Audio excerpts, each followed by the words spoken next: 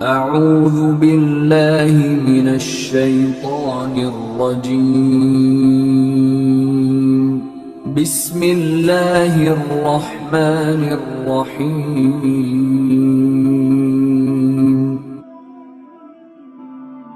معزز سامعین اکرام، پہلی بات تو یہ ہے کہ اللہ تبارک و تعالیٰ کا کرم ہے اور اس کا فضل ہے کہ رب نے ہمیں اپنی بارگاہ میں آنے کی توفیق عطا کی، اور یہ اللہ تبارک و تعالیٰ توفیق دعا ہے روزانہ ہمیں عطا فرمائے، صرف ایک رات کے لیے نہیں، روزانہ جس طرح رب العالمین نے ہمیں حکم فرمایا اپنے محبوب کے ذریعے سے کہ محبوب 50 تو تھی لیکن تیری سفارش، تیری نسبت، تیرا تعلق 5 عطا کر دی، اور پھر کرم بالا کرم یہ محبوب لے کر 5 ہی جا رہے ہو، لے کر کتنی؟ 5 ہی جا رہے ہو، لیکن محبوب جو آپ کا امتی 5 پڑھ لے گا ثواب 50 کے عطا کروں گا، اس کا ثواب کتنے کا؟ میرے خزانے میں کوئی کمی نہیں ہے۔ اللہ نے توفیق عطا کر دی، بیٹھ گئے، یہاں پہ آ گئے، اور آپ اس شب برات کے اندر، اور آپ کو پتہ ہے یہ کیسی رات ہے؟ میرے آقا کریم علیہ السلام نے فرمایا یہ وہ رات ہے میرا امتی جو مانگے اللہ وہی عطا کر دے گا، اور عطا کیوں کرے گا؟ نسبت ہے میرے آقا کی، کرم، نظر، فیضان ہے میرے آقا کریم علیہ السلام کا کہ اللہ تبارک و تعالیٰ نے اپنے محبوب علیہ السلام کے ذریعے امت محمدی کے اوپر اتنا کرم کیا، اتنا کرم کیا، اتنا کرم کیا، نبیوں نے جب پڑھا تو انہوں نے دعا ہی کر دی، مالک مجھے بھی اپنے محبوب کی امت میں شامل فرما دے۔ اور یہ دعا اس وقت کی تھی جب امت کی فضیلتیں پڑھی تھی۔ امت کی کیا پڑھی تھی؟ یہ نسبت ہے میرے آقا علیہ السلام کی۔ وہ میں نے آج جمعے کے اندر بات سنائی تھی نا، بھی حضرت عیسیٰ علیہ نبینا علیہ السلام تو دیکھیں ایک پتھر کو، خوبصورت کو، اور رب فرمائے عیسیٰ اس سے بڑی تجھے حیران کن بات نہ دکھاؤں، نہ بتلاؤں، دکھاؤں، مالک دکھا۔ اللہ رب العالمین کے بارگاہ میں اس کے مالک دکھا، وہ کیا ہے؟ عیسیٰ علیہ نبینا علیہ السلام۔ اللہ تبارک تعالیٰ نے حکم دیا، پتھر پھٹ گیا، اور پتھر کے اندر ایک بزرگ کو دیکھا جو 400 سال سے اللہ کی عبادت کر رہا تھا، 400 سال سے اللہ کی عبادت۔ بڑے حیران ہوئے، وہ بھائی ریاکاری نہیں، دکھلاوا نہیں، خالصتاً، اور کوئی کام بھی نہیں، بلکہ اللہ نے اس کی بیل، انگور کی بیل ہے اس کے پاس ہے، بھوک لگتی ہے وہ تناول کرتا ہے، اور باقی سارا کام اللہ کی عبادت۔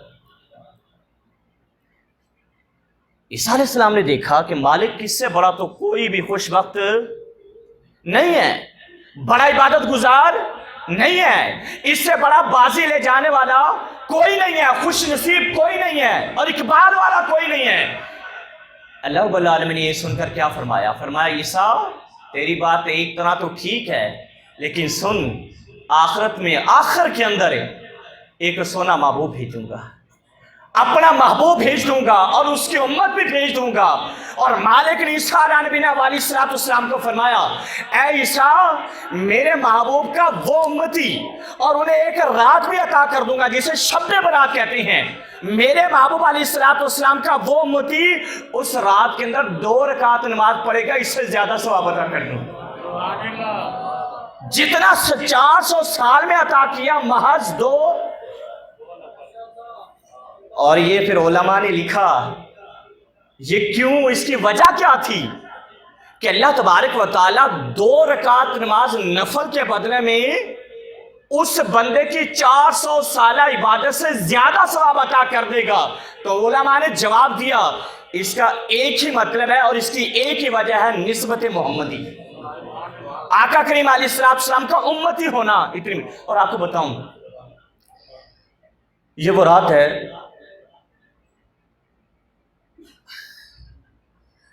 دل سے اللہ تبارک و تعالیٰ کو پکار لیا نا، دل سے کسی کے ایک کے دل سے بھی نکلا اللہ، ایک دل سے اخلاص کے ساتھ نکلا، یقین کرے ایک آج کی رات اخلاص کے ساتھ کسی ایک کی بھی حاضری قبول ہو جائے گی نا، اللہ ساروں کی حاضری قبول کر لے گا۔ بات ہے قبولیت کی، قبول ہو جائے اس کی بارگاہ میں، اور اس کی بارگاہ میں قبول کیا ہوتی ہے؟ اخلاص، تڑپ، سچائی، دیانتداری کے ساتھ۔ جو اس کی بارگاہ میں آ گیا رب، اور رب قبول کرتا ہے، پھر ایسے بیڑے پار کرتا ہے بندہ بھی حیران ہو جاتا ہے، مالک اتنا کرم کیا۔ حدیث کا مفہوم ہے قیامت کے دن نا ایک بندے کے حساب و کتاب ہوگا، حساب و کتاب۔ اب فرشتے حساب و کتاب لیں گے، میزان پر آئے گا اور اس کی اچھائیوں کا برائیوں کا وزن ہو جائے گا، اور اس کی جو اچھائیاں وہ کم پڑ جائیں گی، برائیاں زیادہ ہو جائیں گی، اور حکم ہوگا جہنم میں لے کے جاؤ۔ اور فرشتے جہنم کی طرف لے کے جا رہے ہیں، تو ابھی آدھا راستہ طے نہیں کیا ہوتا، دوبارہ حکم آتا ہے نہیں، راستہ بدلو، جنت کی طرف لے کے جاؤ اس کو۔ اچانک سے اسے پتا یا مجھے پہلے جہنم کا حکم ہوا، دوزخ اور اس کے خیالات میں وہ آگ کے شعلے، وہ جہنم کی تباہ کاریاں، وہ جہنم کا عذاب، وہ آگ کا جلنا، وہ سارا ذہن کے اندر ہے۔ اور اچانک سے جب کہا گیا نا اسے جنت لے کے جاؤ، خوشی کی انتہا ہی نہیں رہی اس کی۔ جیسے آپ میں سے کسی کوئی مدینے کی تڑپ رکھتا ہو، مدینے کی تڑپ۔ اور یہاں حدیث پاک ہے، میرے آقا کریم علیہ السلام نے حضرت اماں عائشہ الصدیقہ رضی اللہ تعالی عنہ سے آپ فرماتی ہیں کہ حضور سرور کائنات صلی اللہ تعالی علیہ وسلم فرما رہے تھے، میں نے سنا 4 راتیں اللہ تبارک و تعالیٰ کی ایسی ہیں کہ اللہ اپنی رحمت کے دروازے کھول دیتا ہے، اللہ اپنی رحمت کے دروازے کھول دیتا ہے، اور ان میں سے ایک وہ رات ہے جسے شب برات کہا جاتا ہے۔ اور اماں عائشہ فرماتی ہیں اس رات میں کیا ہوتا ہے؟ آقا کریم نے فرمایا موت کا وقت بتلا دیا جاتا ہے، روزی لکھ دی جاتی ہے، اور جن بندوں نے اللہ کی بارگاہ میں حاضری دینی ہے، جنہوں نے حج کرنا ہے، اللہ تبارک و تعالیٰ کے فرشتے ان حاجیوں کے نام بھی لکھ لیتے ہیں کہ انہوں نے مدینے کی سیر کرنی ہے، انہوں نے اللہ کی بارگاہ میں حاضری دینی ہے۔ اور آپ کی تڑپ ہو اور اچانک آپ کوشش بھی کرتے رہیں لیکن حاضری نہ ہو، اور حاضری تو اس کی ہوتی ہے نا جسے چاہا در پہ بلا لیا، اور جسے چاہا اپنا بنا لیا۔ یہ بڑے کرم کے ہے فیصلے، اور یہ بڑے نصیب کی بات ہے۔ تو ایسے آپ کو کوئی کہہ دے یار میں نا آپ کو حج کرواتا ہوں یا عمرہ کرواتا ہوں، تو آپ کی کیا کیفیت ہوگی؟ تڑپ تو پہلے ہی تھی، اور اللہ تعالیٰ نے سبب بھی بنا دیا، اور بندہ بھی کہنے لگا کہ یار چل۔ اور ایسے کئی واقعات ملے، ابھی نہیں بھائی بتا رہے تھے، وہ دربان ہے، دل میں سوچتا رہا یار میں در پہ تو ہوں، کبھی آقا اندر بھی بلوائیں گے، اس کی تڑپ تھی نا، آقا کبھی مجھے اپنے پاس بھی، یار دربار پر تو میں اس کے در پر تو ہوں، دربان تو ہوں، کیا کرم ہو۔ پھر میرے آقا تو دلوں کا حال جانتے ہیں نا، محمد علی ظہوری بندہ بھی چلا رہا ہے اس کو اور لے کے بھی جا رہا ہے، اسے کہتا ہے تو پیچھے ہو جا، اس کی منظوری ہے، اس نے جانا ہے، یہ طرف ہونا پھر منظوری ہو جاتی ہے۔ اور آپ کو کہہ دیا آپ نے مدینے جا، کیا کیا اس کو تو کہہ دیا گیا اب تجھے جہنم نہیں لے کے جانا، تجھے جنت لے کے جانا، تو کیا کیفیت ہوگی؟ وہ آگ سے بچ گیا، جہنم سے، اسے یقین نہیں آ رہا ہوگا، فرشتوں سے کہے گا اور بتاؤ تو صحیح یہ کرم ہوا کیسے، بتاؤ تو صحیح یہ نعمت ملی کیسے، بتاؤ تو صحیح جہنم سے بچا کیسے۔ انہوں نے کہا ہمیں نہیں پتا۔ بات میں کر رہا ہوں قبولیت کی، کس کی بھائی؟ فرشتے کہیں گے ہم تو اللہ کے حکم کے پابند ہیں، جیسے رب حکم دیتا ہے ہم ویسا کرتے ہیں، پہلے حکم ہوا جہنم لے کے جاؤ تو ہم جہنم کی طرف چل پڑے، آپ حکم کیا اللہ نے کہ جنت کی طرف لے کے جاؤ، ہمیں نہیں پتا۔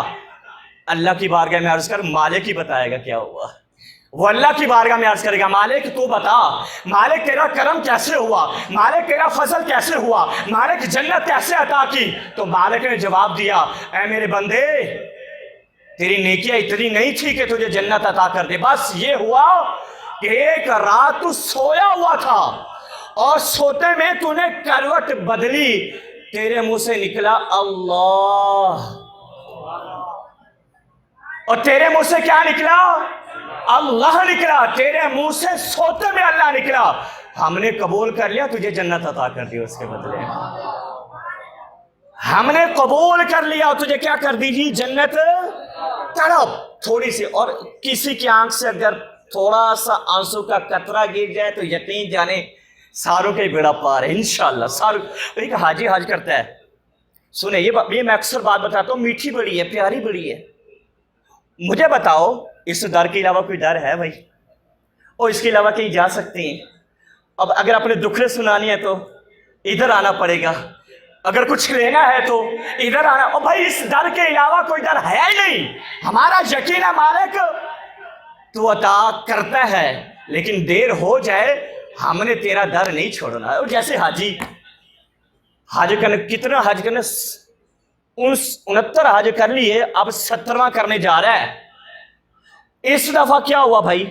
اس دفعہ نا ایک نوجوان نیک پرہیزگار بھی ساتھ ہو لیا اس کے، اب بابا جی بھی ساتھ ہیں، وہ بھی ساتھ ہے، وہ بھی ساتھ ہے، اب نا دونوں پہنچے بیت اللہ شریف، اللہ کے گھر کی زیارت کی، اور وہ کہنے لگا اللہ کی بارگاہ میں حاضری پیش کرتا، حاجی بابا جی جو 70واں حج کر رہا ہے، کہہ رہا ہے لبیک اللہم لبیک اللہم لبیک لا شریک لک لبیک ان الحمد والنعمت لک والملک لا شریک لک لبیک، وہ لبیک لبیک کہہ رہا ہے، آگے صدا آئی نا لا لبیک، تیری حاضری قبول نہیں ہے۔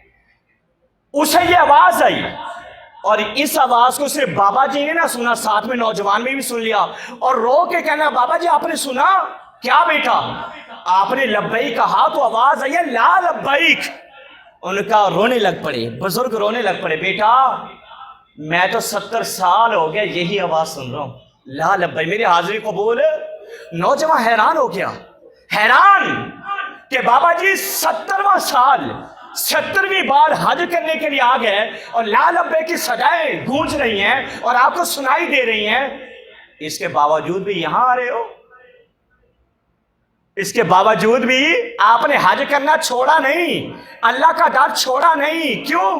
تو یہی بابا جی نے کہا نوجوان سے، اے میرے بیٹے تو مجھے بتا، اور وہ لا لبیک کہتا ہے میں پھر بھی آتا ہوں، مجھے بتا اس در کے علاوہ کوئی در ہے جہاں میں جا کر دعا کروں، جہاں میں جاؤں اپنے گناہ رکھوں؟ تو کیا ہوا جب بزرگوں نے یہ بات کی کہ اللہ کے در کے علاوہ کوئی در نہیں ہے، اللہ کو اتنی پسند آئی، مالک نے فرمایا اے میرے بزرگ، آواز آئی، حاتف غیبی نے آواز دی کہ اللہ تبارک و تعالیٰ نے تیرے اس جملے کے بدلے میں تیرے پچھلے بھی قبول کر لیے، یہ بھی قبول کر لیے حج۔ اور یہ بات نہیں ہے، اس کے علاوہ جتنے حاجی اس دفعہ حج کرنے کے لیے آئے ہیں، اللہ نے تیرے صدقے ساروں کا حج قبول کر لیا ہے، تیرے صدقے۔ اور بھائی ادھر سے کرم ہوتا ہے تو باتیں بنتی ہیں، ادھر سے حاضری۔ اچھا مجھے نا آپ بات کر رہے تھے، نہیں بھائی مجھے بات یاد آ گئی مجھے 2009 کے اندر نا پاکستان کے کسی شہر میں، شہر کا نام مجھے یاد نہیں ہے، 2009 کے اندر ایک بڑی محفل نعت ہوئی، اور جس میں عمرے کے ٹکٹ بھی رکھے ہوئے تھے، جناب والا عمرے کے ٹکٹ بھی رکھے ہوئے تھے۔ کیا ہوا، محفل مکمل ہوئی، سلام پڑھا گیا، اب کیا ہوا جی، قرآن اندازی ہونے لگی، اور شرط یہ تھی، سنیں توجہ سنیں، کہ جب بندہ خلوص کے ساتھ، چاہت کے ساتھ، تڑپ کے ساتھ جب مانگتا ہے نا تو نظر کرم ہو ہی جاتی ہے، کرم ہو ہی جاتا ہے۔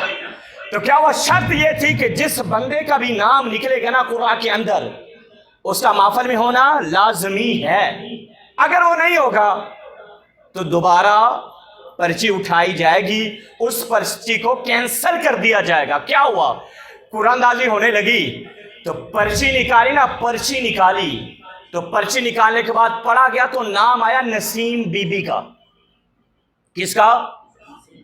اس کا شوہر دوڑتا ہوا ہے، پھٹے ہوئے کپڑے ہیں، پرانے کپڑے ہیں، اور حالت خستہ ہے، اور وہ کہنے لگا میری بیوی ہے نسیم بی بی، میری بیوی ہے، میری زوجہ ہے۔ لوگ اس کو مبارک دینے لگے، گلے میں ہاتھ ڈالنے لگے۔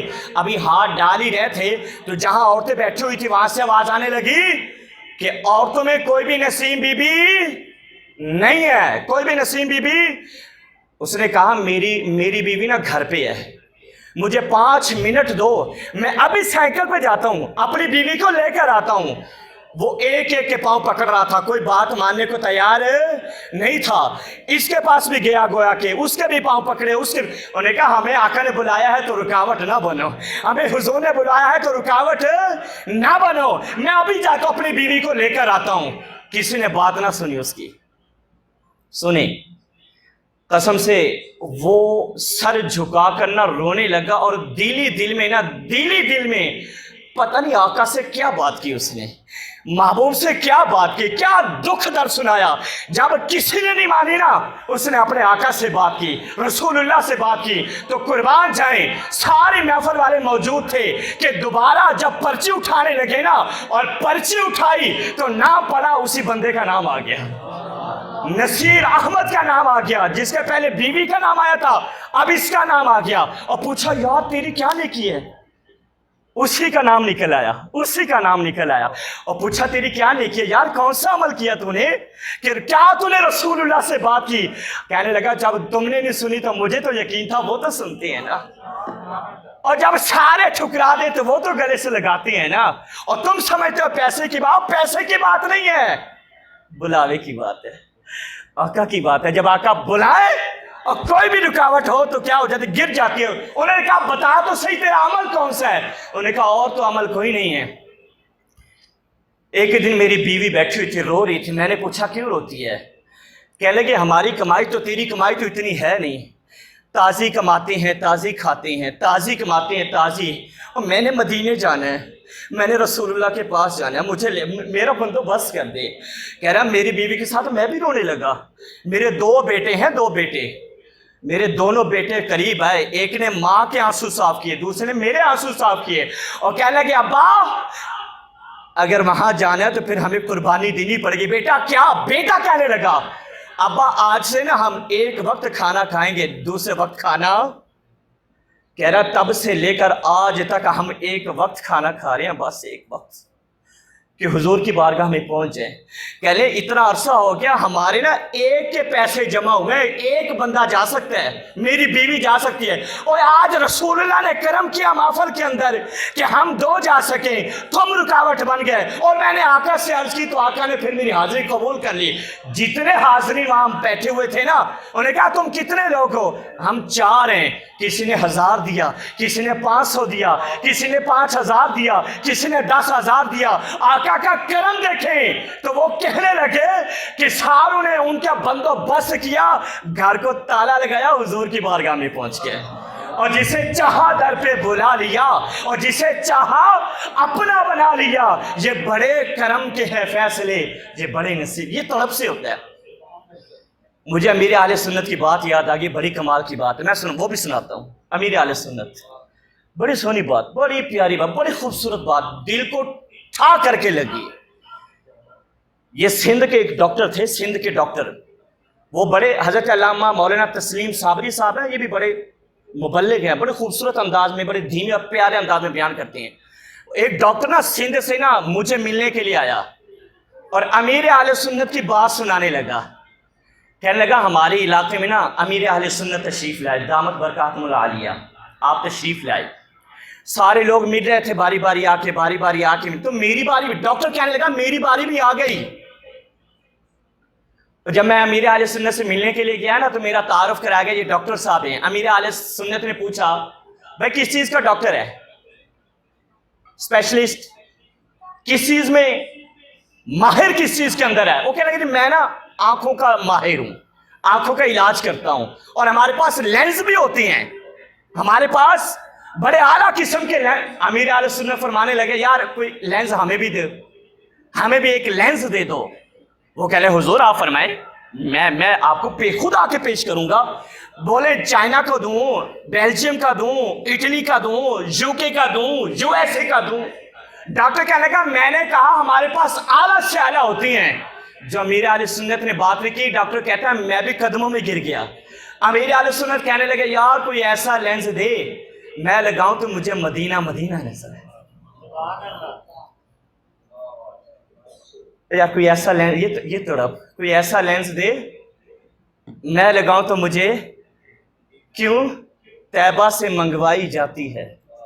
وہ قدموں میں گر گیا، کہنے لگا یہ تو اہل نظر کا کام ہے، یہ حضرت یہ تو آپ کا کام ہے، میرے پاس ایسے لینس کہاں، یہ تو آپ کرم کرے تو کرم ہو جائے۔ وہ پیر میرے علی شاہ صاحب تھے نا، وہ دینہ کی طرف تھے تو لوگ جا رہے تھے اور راستہ بھٹک گئے اور کہنے لگے، حضرت سے پوچھ لگے، قبلہ عالم پیر میرے علی شاہ صاحب رحمۃ اللہ تعالیٰ علیہ سے پوچھنے لگے، حضرت دینہ کا راستہ بتا دیں۔ کہہ رہے دینہ تو بڑا آسان ہے، مدینہ نہ دکھا دے تمہیں؟ ہائے ہائے ہائے ہائے، کہا مدینہ؟ انہوں نے کہا یہاں سے مدینہ؟ انہوں نے کہا تم بتاؤ تو صحیح، دیکھنا ہے۔ انہوں نے کہا جب کرم ہو جائے تو انہوں نے فرمایا کہ آنکھیں بند کرو۔ انہوں نے آنکھیں بند کی، آپ نے ہاتھ پھیرا، فرمایا آنکھیں کھولو۔ وہ کہتے ہیں ہم نے آنکھیں کھولی، سامنے سرکار کا مدینہ تھا۔ تو ڈاکٹر کہنے لگا حضرت یہ تو آپ ہی کر سکتی ہیں، یہ تو اہل نظر کا کام ہے۔ کیوں؟ طیبہ سے منگوائی جاتی ہے اور سینوں میں چھپائی جاتی ہے۔ توحید کی میں پیالوں سے نہیں، توحید کی میں پیالوں سے نہیں، نظروں سے پلائی جاتی ہے، نظروں سے پلائی جاتی ہے۔ تو یا حضرت میرے امیر اہل سنت فرمانے لگے کہ یا کوئی ایسا لینس دے کہ میں لگاؤں تو مدینہ۔ تو یہ تڑپ سے ہوتا ہے بھائی، کس سے ہوتا ہے؟ تڑپ سے ہوتا ہے۔ تڑپ سے سارے معاملات کیا ہو جاتے ہیں جی؟ حل ہو جاتے ہیں۔ وہ ایک نیکی والا تھا تو ایک نیکی اللہ تبارک و تعالیٰ نے اس کی قبول کر لی، اسے جنت عطا کر دی۔ کیوں؟ اس میں بھی تڑپ تھی، کس چیز کی؟ لوگوں سے بھلائی کرنے کی، لوگوں کو خوشیاں دینے کی۔ میدان محشر ہے، حشر کا میدان، اور آپ کو پتا کوئی نیکی نہیں دینے والا۔ آج کر لو جو کرنی ہے، یقین جانو آج موقع ہے، آج موقع ہے، تم نیکی کر لو جتنی۔ آقا نے فرمایا کہ لا تحقرن شیئا من المعروف، اور بھائی کسی نیکی کو بھی حقیر مت جانو، کسی۔ میدان محشر ہے، ایک شخص ہے، اعمال تولے جاتے ہیں، نیکیوں کا پلڑا نا ایک پوائنٹ، یعنی ایک نیکی کیا ہو جاتی ہے؟ کم ہو جاتی ہے۔ اب کون دے ایک نیکی قیامت کے اندر؟ بھائی قیامت کے اندر کون ایک نیکی دے؟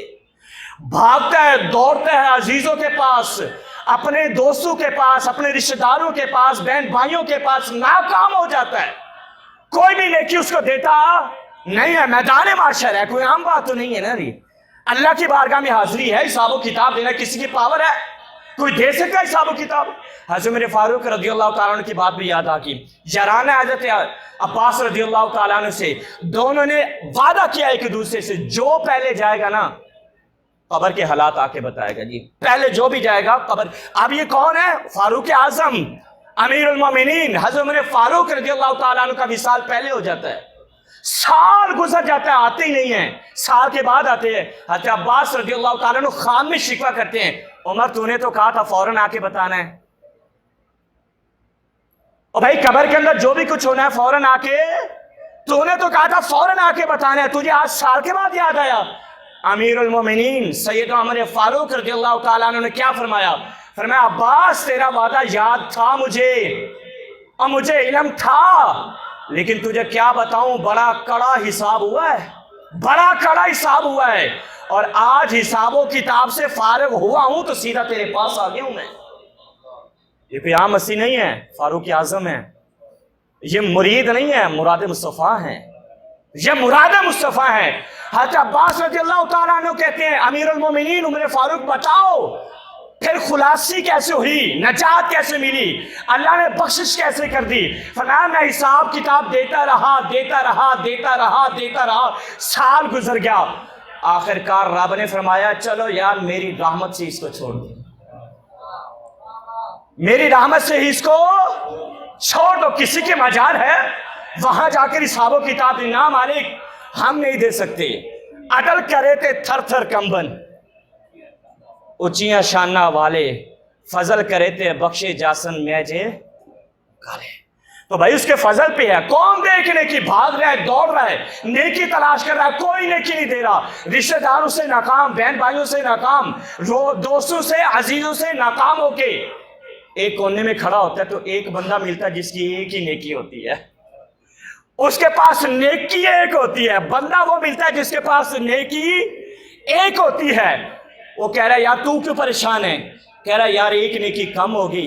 اللہ تعالیٰ نے فرمایا جا لے کر آ، کوئی دیتا ہی نہیں ہے۔ ساروں کے پاس گیا کوئی آتا ہی نہیں ہے, کوئی دیتا نہیں ہے. کہنے لگا یار چلو میرے پاس تو ہے یہ کہ تو لے جا, تو جنت جانا یار, اور مجھے تو بڑی چاہیے اور تجھے صرف ایک چاہیے. چلو یہ لے ایک نیکی پکڑ تو جا, تو جنت کے مزے لے اٹھنا, میں جانوں اور میرا مالک جانے. وہ بھاگا خوشی, اسے پتا چل گیا یار مجھے نیکی مل گئی, اب تو جنت کے اندر جانا ہے, جہنم ٹل گئی, دوزخ ٹل گیا, اب تو جنت میں جانا ہے. مالک کی بارگاہ میں پہنچا, مالک کیجیے ایک نیکی. مالک نے فرمایا نیکی بعد میں دکھانا, وہ پہلے وہ بندہ لے کے آ, پہلے وہ لے کے آ جس نے تجھے ایک نیکی, وہ بھاگے گا اس پر. یا تو بھی آ, رب تجھے بلا رہا ہے, رب تجھے بلا رہا ہے. مالک نے فرمایا اس نے تجھے نیکی دی ہے, ہاں مالک یا اللہ اس کی نے نیکی دی ہے. اللہ رب العالمین نے فرمائے گا جا, تجھے تو نیکیوں کی وجہ سے اصول کے مطابق بخش دیا, اور اسے بھی اپنے ساتھ لے جا. کیوں؟ اسے بھی سخاوت کے لیے بخش دیا ہم نے, تیرے دل میں خوشی داخل کی, ہم نے اس کو بھی بخش دیا ہے. اب دونوں جاؤ, کہاں پہنچ جاؤ جی؟ جنت میں پہنچ جاؤ. تو وہ اس کا ہاتھ پکڑے گا, اسے بھی جنت. آج اللہ کی بارگاہ میں اپنے مقدمے رکھ دو, آج سچی سچی توبہ کر لو. یقین جانیں تم سچی سچی توبہ کرو گے نا, گناہ مٹنا وہ تو ہے ہی ہے. رب نے فرمایا کہ جو سچی توبہ کر لے گا, جتنے گناہ ہیں اس کے بدلے میں نیکیاں عطا کر دوں گا تم لوگوں کو. یا ایھا الذین آمنوا توبوا الی اللہ توبۃ نصوحا عسیٰ ربکم ان یکفر عنکم سیئاتکم ویدخلکم جنات.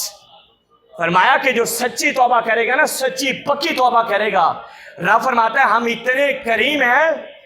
وہ شیطان نے کہا تھا نا, اللہ تبارک و تعالیٰ نے جب حضرت آدم علیہ نبینا علیہ الصلوۃ والسلام کے بارے میں شیطان کا سجدہ کر, تو اکڑ گیا, میں کیوں سجدہ کروں؟ رب نے فرمایا انک رجیم, نکل جا, تو رجیم ہے, تو لعنتی ہے, تو ذلیل ہے, تیری عبادت ضائع. اللہ نے ساری عبادت ضائع کر دی اس کی. اب نہ جا رہا ہے, ایسے جا رہا ہے, مڑ مڑ کے آدم کو دیکھتا ہے, مڑ مڑ کے آدم کو دیکھتا ہے, مڑ مڑ کے آدم کو دیکھتا ہے. رب نے پیچھے بلوا لیا, ادھر آ, واپس آیا. اب جب واپس آیا نا تو اللہ تبارک تعالیٰ نے فرمایا مڑ مڑ کے کیا دیکھتا ہے؟ کہ میں مڑ مڑ کے آدم علیہ السلام کو دیکھتا ہوں, اس وجہ سے میں ذلیل ہوا, اس کی وجہ سے میں تیری بارگاہ سے کیا ہو گیا, نکالا گیا, اس کی وجہ سے میری عبادت ضائع ہوگی, اس کی وجہ سے جتنے مراتب تھے سارے ختم ہو گئے. مجھے تیری عزت اور جلال کی قسم, میں آدم کی اولاد سے بدلہ لوں گا, انتقام لوں گا اس سے. رب نے فرمایا تو کیا انتقام لے گا؟ میں اس کے اپنے پیچھے لگا لوں گا, اس سے گناہ کرواؤں گا, اس سے نافرمانیاں کرواؤں گا, اور اس سے گناہوں کے دلدل میں دھنسا کے رکھ دوں گا.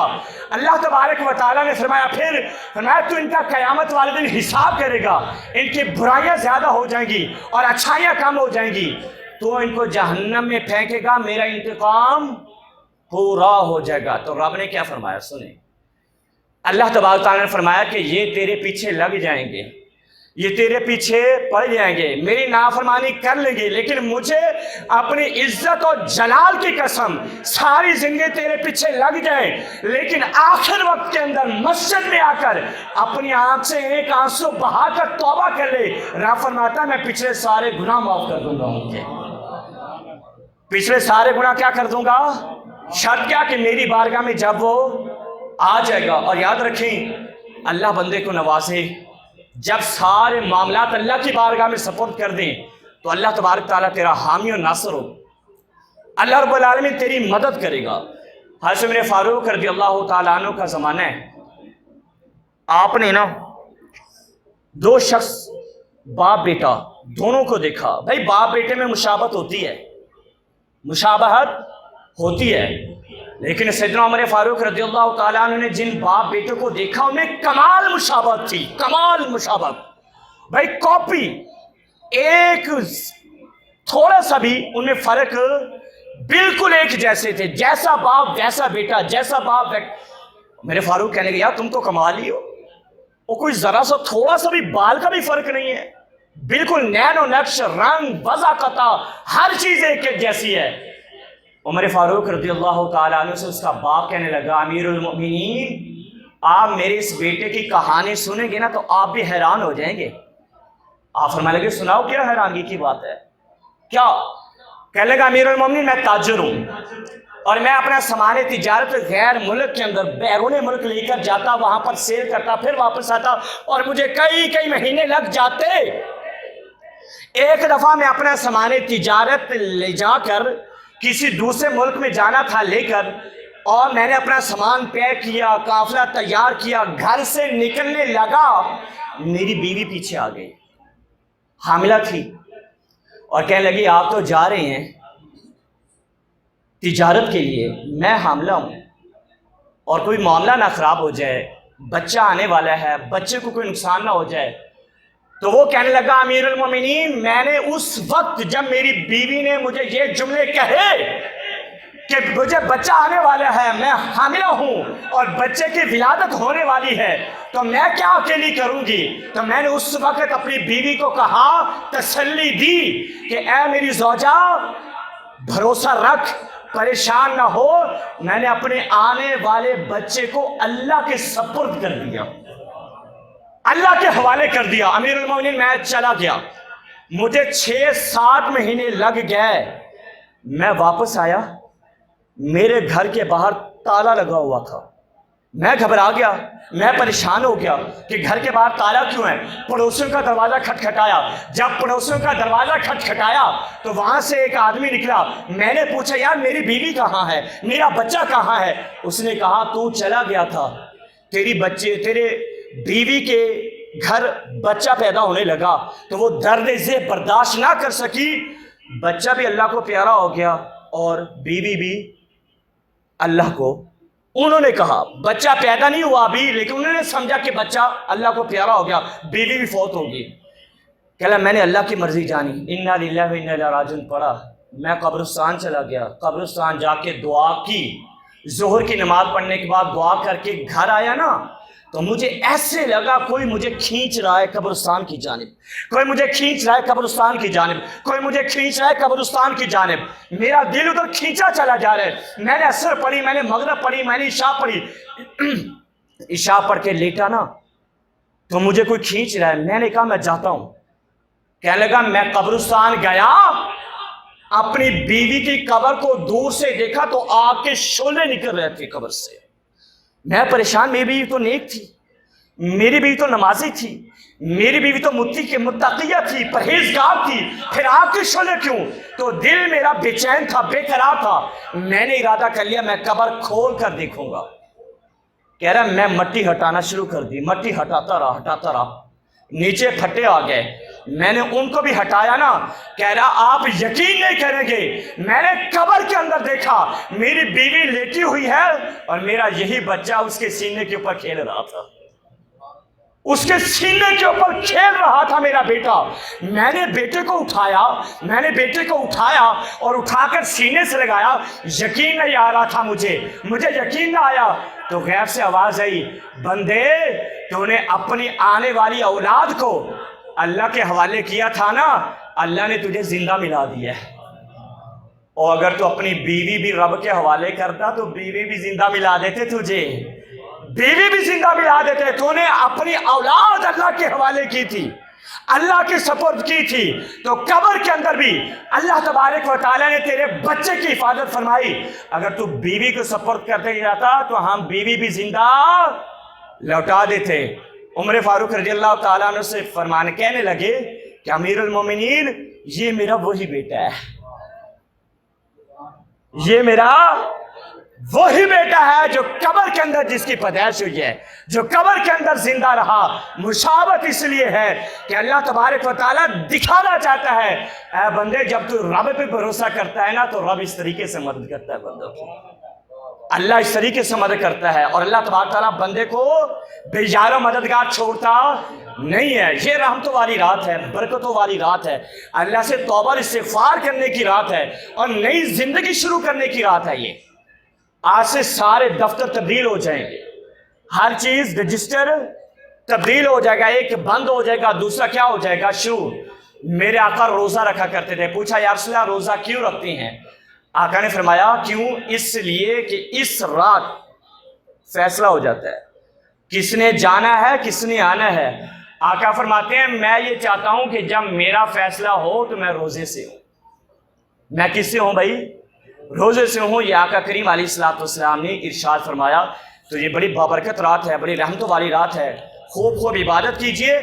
اور آپ سے گزارش ہے کہ میں نا یہ اجتماع، ایسا اجتماع نماز میں دیکھنے کے لیے ترستا ہوں، کاش کبھی مغرب کی نماز میں ایسا اجتماع ہو جائے، بلکہ اس سے بھی بڑھ جائے، اللہ کرے اس سے بھی بڑھ جائے، عشاء کی نماز میں ایسا اجتماع ہو جائے۔ آؤ دیکھیں پھر اللہ کی رحمتیں کس طریقے سے بندے کے اوپر برستی ہیں۔ اور یار جو ایک دن پی ایم کے دفتر میں جائے نا، پی ایم سے تعلق بن جائے، روزانہ ایک دفعہ پی ایم کے دفتر سے میں جائے، کسی سے ڈرتا ہی نہیں ہے۔ میرا تعلق پی ایم سے ہے، میرا وزیر اعظم سے ہے، کیوں؟ میں ایک دفعہ اس کے دفتر روزانہ جاتا ہوں۔ اور بھائی تو ایک دفعہ پی ایم کے دفتر جاتا ہے، کسی سے نہیں ڈرتا، 5 دفعہ اللہ کی بارگاہ میں آئے گا تو پھر اللہ کی بارگاہ میں جب 5 دفعہ آئے گا تو پھر تجھے کوئی خوف ہوگا، تجھے کوئی ڈر؟ کتنا کریم رب ہے۔ جب کوئی بندہ نماز پڑھنے کے لیے آتا ہے نا، گٹھلی رکھی ہوئی ہے گناہوں کی، فرشتوں پاس کھڑے ہیں، اللہ اکبر کہتا ہے، مالک فرماتا ہے اس کے گناہ اٹھا لو، اس کے گناہ ہٹا دو اس کے گناہوں کو۔ گناہ ہٹ گئے، اب وہ رکوع کرتا ہے، سجدہ کرتا ہے، پوری نماز پڑھ کے فارغ ہوتا ہے، دعا مانگی فارغ ہوا، فرشتے کہتے ہیں مالک واپس لٹا دے گناہ۔ مالک فرماتا ہے نہیں، ہٹے ہیں تو ہٹے ہی رہنے دو، ہٹے ہیں تو ہٹے ہی رہنے دو، نماز کی پابندی رکھیں۔ اللہ ہمیں نماز پڑھنے کی توفیق نصیب فرمائے۔ آج کی رات کے حوالے سے جو نوافل ہیں ان کو ذرا سماعت کر لیں، انشاءاللہ صلاۃ تسبیح کی جماعت بھی ہوگی، اور انفرادی طور پر بھی آپ نوافل کا اہتمام کریں۔ سب سے پہلے 2 رکعت نماز نفل کے بارے میں، 2 رکعت کے بارے میں کس طریقے سے ادا کرنی ہے سنیں۔ ہر رکعت میں آپ نیت تو وہی کریں گے نا، 2 رکعت نماز نفل، 2 رکعت نماز نفل یا عبادت للہ، محترم خانہ کعبہ شریف کی بندگی اللہ تبارک تعالیٰ کی، اللہ اکبر، نیت یہی ہے۔ اس کے بعد آپ ثنا پڑھیں گے، ثنا پڑھنے کے بعد اعوذ باللہ، بسم اللہ اور سورہ فاتحہ پڑھیں گے۔ سورہ فاتحہ پڑھنے کے بعد آیت الکرسی 1 دفعہ اور سورۃ الاخلاص 15 دفعہ، دونوں رکعت کے اندر 1 دفعہ آیت الکرسی، پہلے فاتحہ پڑھ لیں گے، آیت الکرسی پڑھیں گے، اور اس کے بعد 15 دفعہ دونوں رکعت کے اندر کیا پڑھیں گے جی؟ سورۃ الاخلاص پڑھیں گے، اور پھر سلام پھیر کر 100 مرتبہ آقا کریم علیہ الصلوۃ والسلام کی بارگاہ میں درود شریف کا نذرانہ پیش کریں گے۔ پھر فرمایا اس کی فضیلت کیا ہے؟ فرمایا کہ جو بندہ رزق کے لیے دعا کرے گا اللہ بے پناہ رزق عطا کر دے گا، اس کو بے پناہ رزق عطا کر دے گا۔ اور آگے 8 رکعت نماز نفل ہے۔ 8 کس طریقے سے پڑھنی ہے کہ 8 رکعت نماز نیت کریں گے، 2 سلام کے ساتھ پڑھیں گے، یعنی 4 کٹھی پڑھنی ہے، 4 کر کے نیت کر لیں گے 4 رکعت کی۔ اس کے بعد سورۃ فاتحہ پڑھیں گے اور سورۃ الاخلاص 10 دفعہ پڑھنی ہے، 10 دفعہ دونوں رکعت کے اندر۔ اور پھر کیا ہوگا؟ آقا کریم علیہ السلام کے صدقے سے انشاءاللہ اسے یہ فضیلت ملے گی کہ اللہ تبارک و تعالیٰ اسے جنت میں بغیر حساب و کتاب کے داخلہ عطا کر دے گا، بغیر حساب و کتاب کے۔ اور آخر کے اندر یہ 12 ہیں، یہ بھی سماعت کر لیں کہ جو بندہ یہ 12 رکعت پڑھے 2 کر کے، کس طریقے سے؟ پہلی رکعت میں سورہ فاتحہ کے بعد سورۃ الکوثر 41 مرتبہ، پہلی رکعت میں سورہ فاتحہ پڑھیں گے، یعنی ثنا پڑھیں گے، سورہ فاتحہ پڑھیں گے، پھر 41 دفعہ سورۃ الکوثر پڑھیں گے، اور دوسری رکعت میں سورہ فاتحہ کے بعد 41 دفعہ سورۃ الاخلاص پڑھیں گے، اور پھر پڑھنے کے بعد 12 رکعت اطمینان سے بیٹھ جائیں اور 100 مرتبہ یہ دعا پڑھیں، وَأُفَوِّضُ أَمْرِي إِلَى اللَّهِ إِنَّ اللَّهَ بَصِيرٌ بِالْعِبَادِ، یہ قرآن کی آیت کریمہ ہے، یہ پڑھیں گے۔ اور پھر اس کے بعد جو بھی دعا کرے گا نا، جو بھی دعا کرے گا اللہ اس کی ہر دعا کو قبول کر لے گا، اور اس کی ہر حاجت کو رب العالمین قبول فرمائے گا۔ اہتمام رکھیں، اللہ پاک ہم سب کی حاضری کو قبول اور منظور فرمائے، آمین۔ وآخر دعوانا الحمدللہ رب العالمین۔